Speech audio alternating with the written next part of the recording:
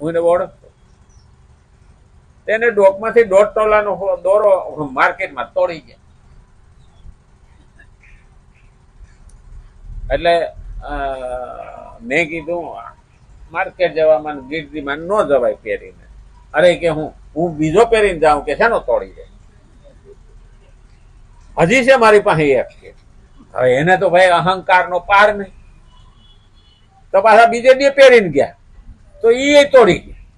મને કે 3 તોલા ગયો, હું કહું ત્રીજો પહેરી જાવ, તો કહું નથી. તો એવું અભિમાન કરવાની શું જરૂર?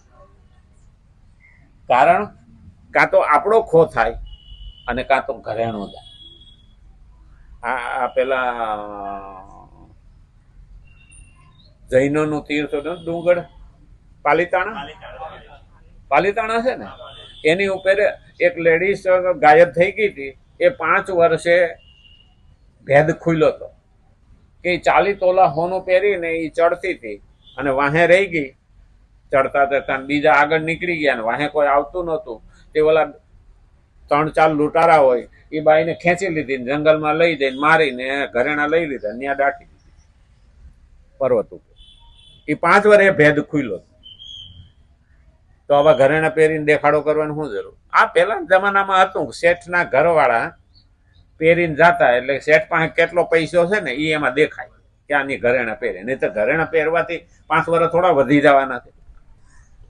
અરે પહેરતા હોય તો એની ના નથી, પણ પહેરવાથી જોખમ તો ખરું. પહેલા તો કાળ દુકાળનું ભાતું હતું. ઘરેણું એ કાળ દુકાળનું ભાતું છે કે દુકાળ પડે કે એવો સમય આવે તો હોનાને મૂકી અને માણસ પૈસા લઈ અને પોતાનું જીવન ચલાવે. હવે અટાણે તો એવું કઈ છે નહીં, પણ તો એક મગજમાં ઘૂસી ગયું પેઢી દર પેઢી કે ઘરેણું તો હોવું જોઈએ ને, એટલે તો હોનું મોંઘું થયું.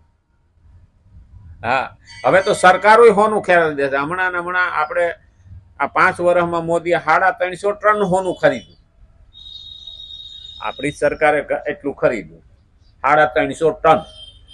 1000 કિલો એ ટન થાય ને, 1000 કિલો થાય ને, 350 ટન. એટલી બચત તો થઈ દેશમાં. હા, અને આપણે ઘેરે ઘેરેથી જો હોનું કાઢે ને તો આપણા દેશમાં તો ખરેખર અમેરિકાથી આગળ વધે એવું નહીં. હા, આપણે બધા કેવા થઈ સોનું ને ચાંદી ખરીદવા વાળા. હા, ધનતેરસ આવી ને તોય કે પુષ્ય નક્ષત્ર છે ને હોનું થોડુંક લઈ આવું જાવ કે. હા, ઘર જાદુ નહીં તો 1 ગ્રામ જ લઈ આવજો, પણ ધક્કો મારે. એટલે આપણે ઘરેણામાં માનીએ છીએ. અમેરિકા વાળા ને એ બધા કેવા છે હીરામાં માને, એ પથરા પહેરવા વાળા. કારણ કે હીરાના એટલા પૈસા ન આવે પછી દેવા દે કાળ દુકાળમાં, પણ હોનું તો હવ લઈ લે. અને આપણે ત્યાં તો ચાંદીના રૂપિયા ને હોને ગીની હાલતી.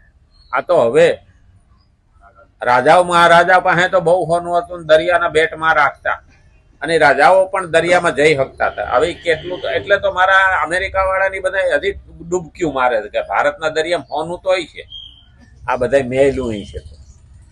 પણ ખરેખર જોવા જઈએ ને તો અમુક સમયે એ કાળ દુકાળનું ભાતું હતું એટલે હોનું વસાવો એવું કહેતા. પણ એ ધનના રૂપમાં કીધું છે, લક્ષ્મીના રૂપમાં કીધું છે, પણ જ્ઞાનને પણ લક્ષ્મીના રૂપમાં કીધું. જ્ઞાન છે ને એ ક્યારેય જ્ઞાની દુઃખી નથી થતો. જ્ઞાની છે એ બીજો ભાઈ છે. એ એકલો ગમે દુનિયામાં જાય ને તો પણ એની પાસે વિદ્યા છે, જ્ઞાન છે, એ ક્યારેય ભૂખે નહીં મળે.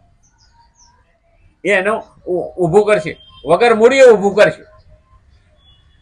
અને એટલે કીધું છે એ બુદ્ધિ અહીંથી લીધી અને એને આપણે આ જ સમાજને આપીએ ને તો કઈ ઉપકાર કરતા નથી. એટલે આ જ રીતે સંસારની વસ્તુ સંસારને અર્પણ કરી દેવાથી આપણી જવાબદારી સમાપ્ત થઈ જાય છે અને આપણે ઋણ મુક્ત બની જઈએ છીએ. જન્મ અને મરણના બંધનથી સદાને માટે છૂટી જઈએ છીએ. જન્મ અને મરણ, આ જન્મ આવે તો મરણ આવવાનું જ છે. એટલે પહેલું કીધું કે જન્મીએ જ નહીં તો મરવાનું આવતું નથી. તો શું થાય? જન્મીએ નહીં એનો મતલબ કાં તો વૈકુંઠમાં રહીએ, જોકે એ વિના તો છૂટકો જ નથી. જમરાજા પાસે જાય તો એ પાછો જ ધક્કો મારે, જા અહીંયા તારું કામ નથી. સજા આપે, સજા ભોગવી લે એટલે તો પાછો ક્ષીણે પુણ્ય મર્ત્યલોક, પુણ્ય પણ કર્યું હોય તો પાછો મૃત્યુલોકમાં તો આવવું જ પડે છે. તો જન્મ મરણના ફેરા ટળી જાય. એટલા માટે સાંસારિક પદાર્થોને સંસારની સેવામાં વાપરીને કોઈ દાન પુણ્ય નથી આપણે કરવા. સંસારની સેવામાં વાપરીને તમે કઈ દાન પુણ્ય કરતા નથી, બલકે તે પદાર્થોથી પિંડ છોડાવવાનો છે. પિંડ છોડાવો એટલે મારી પાસે મારી ઉપર જે જવાબદારી છે એ મેં સોંપી દીધી. કારણ જે સંસારનું હતું ને સંસારને આપી દો. આપણે જેવા કર્મ કરીએ ને, નીતિ સૂતક અને ગરુડ પુરાણ લખે છે એવા ભોગવવા પડે. હવે એવા ભોગવીએ અને એ ભોગવવા પડે એ કર્મને શું કરવા?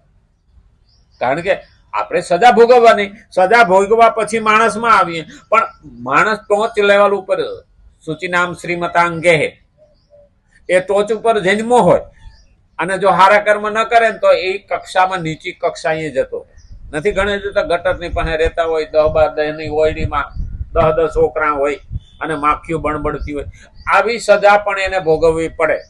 પછી થી એને કાં તો બળદીઓ કરે, કાં ગધાડો કરે, કાં તો કૂતરો કરે. એ બધા એક એક પછી એક એક એની સજાઓ છે. પણ આજ તો ટાઈમ થઈ.